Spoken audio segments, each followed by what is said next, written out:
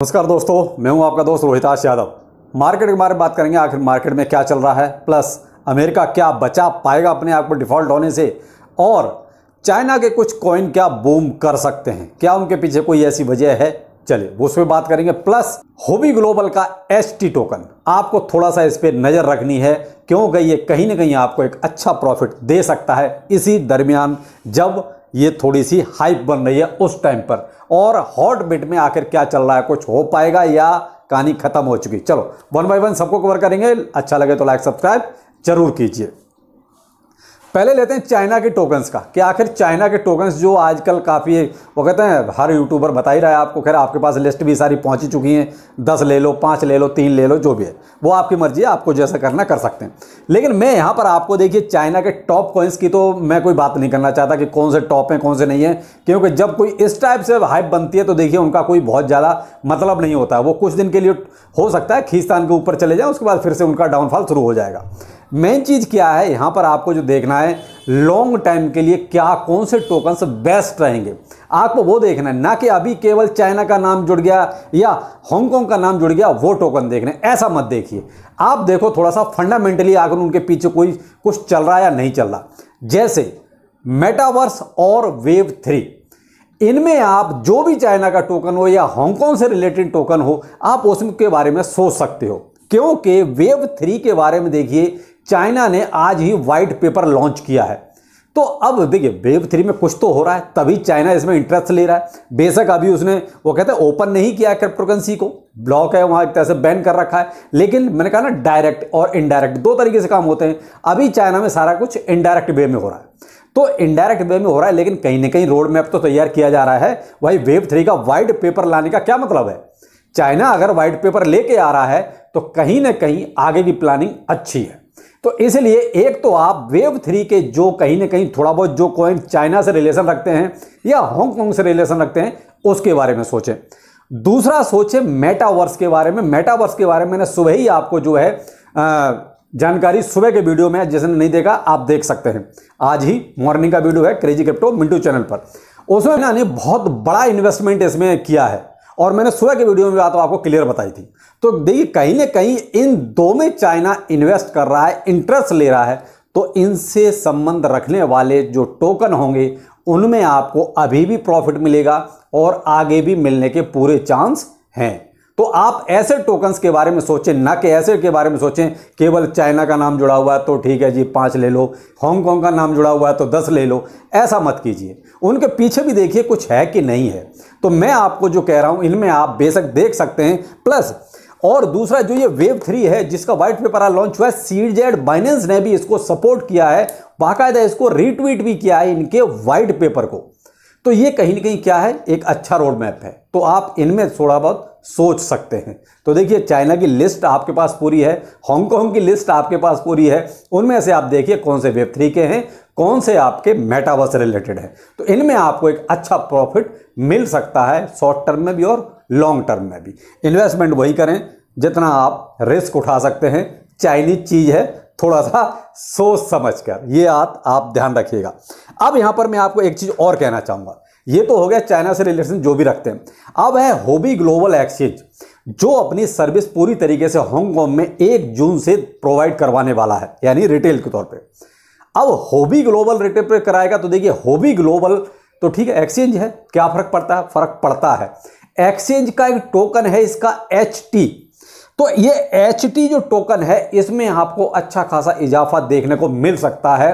1 तारीख से मे भी हाइप हो सकता है पहले से बननी शुरू भी हो जाए, क्योंकि एक बहुत बड़ा मार्केट होबी ग्लोबल को वहां मिलने वाला है। देखिए और एक्सचेंज अभी नहीं हुआ शुरू कर रहे, लेकिन स्टार्टिंग होबी ग्लोबल ही कर रहा है। तो मोस्टली ज़्यादा यूजर जो हांगकांग, देखिए पहले से भी क्रिप्टोकरेंसी का यूज़ तो सभी कर रहे हैं, लेकिन फिर भी उनको जो है हांगकांग में ही सर्विस मिल जाएगी।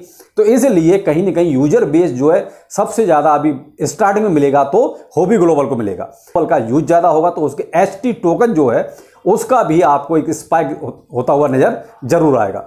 तो यहाँ होबी ग्लोबल का जो HT टोकन है उस पर भी आप नजर रख सकते हैं। फिलहाल जो इसका प्राइस है वो लगभग $3.2 के आसपास चल रहा है और अभी भी ये थोड़ा सा अप ट्रेंड में है। जैसे ये न्यूज निकल के आई इसकी कि होबी ग्लोबल अपनी सर्विस हांगकांग में देने वाला है। वो भी 1 जून से पूरी तरीके से।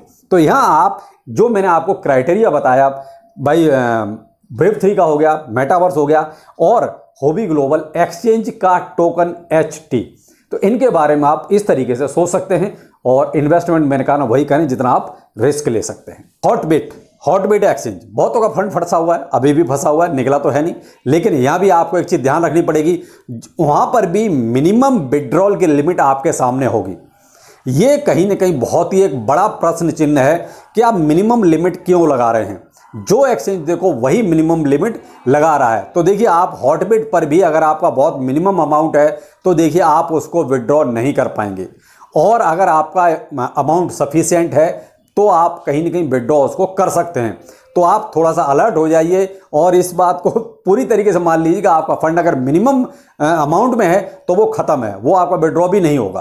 क्यों? उतना आपका उन्होंने मिनिमम लिमिट लगा रखी है और उतना आपका वहां पर है नहीं, तो देखिए वो आपका विड्रॉ नहीं होगा, कुल मिला के वो आपका खत्म हो जाएगा।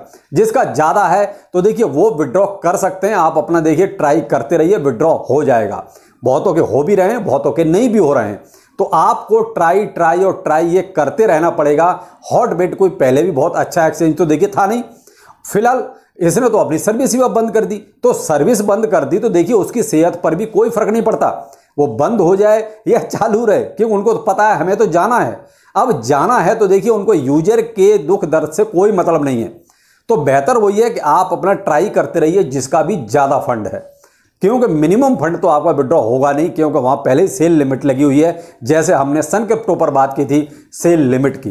तो मेरे भाई ऐसे टॉपिक्स को भी देखा कीजिए, थोड़ा सा आपके ही प्रॉफिट की चीज़ है। कल मैंने शाम को वीडियो दिया था सन क्रिप्टो के ऊपर, बहुत लोगों ने देखा ही नहीं उसको। क्यों नहीं देखा मैं नहीं जानता, लेकिन मेन चीज़ क्या है कि आपकी अपनी मतलब की चीज़ भी देखिए बड़े भाई।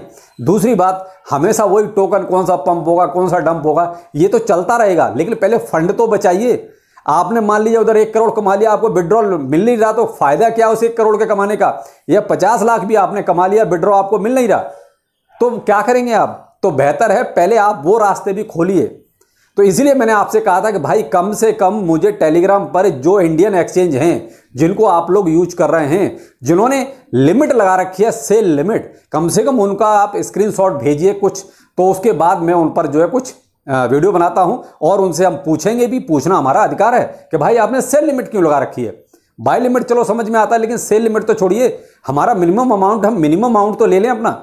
हम मान लीजिए वहां से एग्जिट करना चाहते हैं तो वो भी हमें फैसिलिटी नहीं मिल रही, क्यों? सेल लिमिट लगी हुई है। आपका मान लीजिए $8 है, सेल लिमिट 10 की लगी हुई है, तो जब तक आपका $10 होगा नहीं तब तक विड्रॉ होगा नहीं। तो कम से कम हमारा ऑर्डर ही लग जाए अगर लिक्विडिटी की प्रॉब्लम है तो देखिए वो कहते हैं आप लोग सहयोग करेंगे तभी ये चीज़ें हो सकती हैं, क्योंकि ये सारी चीज़ें आपके फायदे की चीज़ें हैं। तो वही आप हॉटबिट का भी है, देखिए हॉटबिट पर भी सेल लिमिट लगी हुई है। अगर आपका टोकन जितना उन्होंने सेल लिमिट लगाई है उससे ज़्यादा है तो विड्रॉ होगा, उससे कम है तो नहीं होगा, भूल जाइए, आपका अमाउंट खत्म है। तो ये तो है हॉटबिट की बात, और फिलहाल मेंटेनेंस से बाहर है, आप थोड़ा ट्राई करते रहिए, मे भी हो सकता है आपका विड्रॉ हो जाए, लेकिन वो भी ट्रांसफर होगा, आप ये चीज़ ध्यान रखिएगा। बाकी मार्केट तो देखिए 1 जून का वेट कर रही है पूरी तरीके से कि अमेरिका क्या करने वाला है। अमेरिका विड्रॉ क्या कहते हैं, डिफॉल्ट करेगा या अपने आप को बचाएगा, क्योंकि ट्रेजरी सेक्रेटरी ने तो बोल दिया कि भाई हमारे पास ज़्यादा फंड है नहीं, हम खींचतान के जैसे तैसे 4-5 तारीख तक का ही गुजारा कर सकते हैं, हमारे पास कैश नहीं है। तो भाई सरकार तो साफ कहती है कि हमारे पास फंड ही नहीं है, हम खींचतान के जैसे तैसे 5 जून तक का हिसाब किताब है हमारे पास, लेकिन इनको तो बिल जो पे करने हैं वो तो 1 जून तक ही करने।